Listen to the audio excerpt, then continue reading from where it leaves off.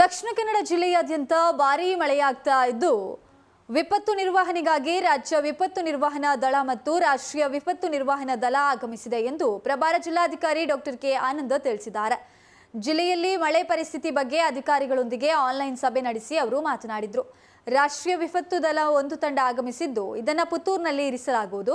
ರಾಜ್ಯ ವಿಪತ್ತು ದಳ 2 ತಂಡ ಈಗಾಗಲೇ ಆಗಮಿಸಿದ್ದು ಮಂಗಳೂರು ಹಾಗೂ ಸುಬ್ರಹ್ಮಣ್ಯದಲ್ಲಿ ಇರಿಸಲಾಗುವುದು. ಈ ದಳಗಳು ಎಲ್ಲಾ ರೀತಿಯ ಸಲಕರಣೆ ಅಗತ್ಯ ಯಂತ್ರೋಪಕರಣಗಳನ್ನು ಹೊಂದಿದ್ದು ಪ್ರಾಕೃತಿಕ ವಿಪತ್ತುಗಳ ಸಂದರ್ಭದಲ್ಲಿ ಕಾರ್ಯಾಚರಿಸಲಿದೆ ಎಂದು ಹೇಳಿದರು.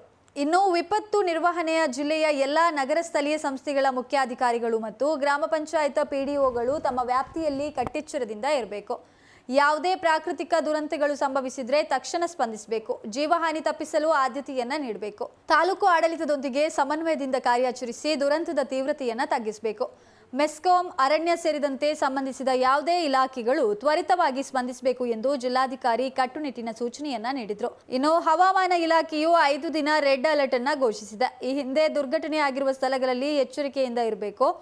ಜೆಸಿಬಿ ಬೋಟ್ಗಳನ್ನು ಸಿದ್ಧವಾಗಿಡಬೇಕು. ಶಾಲೆಗಳು ಶುರುವಾಗುವಂತಹ ಮೊದಲು ಶಿಥಿಲಗೊಂಡಿರುವ ಅಂಗನವಾಡಿ ಮತ್ತು ಶಾಲಾ ಕೊಠಡಿಗಳನ್ನು ತೆರವುಗೊಳಿಸಬೇಕು ಎಂದು ಡಾಕ್ಟರ್ ಕೆ ಆನಂದ್ ಸೂಚಿಸಿದರು. ಮಳೆಗಾಲ ಶುರುವಾಗುವ ಮೊದಲೇ ಮೀನುಗಾರಿಕೆಗೆ ತೆರಳಿದ್ದ ಬೋಟ್ಗಳು ಹವಾಮಾನ ವೈಪರೀತ್ಯದಿಂದ ಹಿಂತಿರುಗಿ ಬಂದಿದೆ.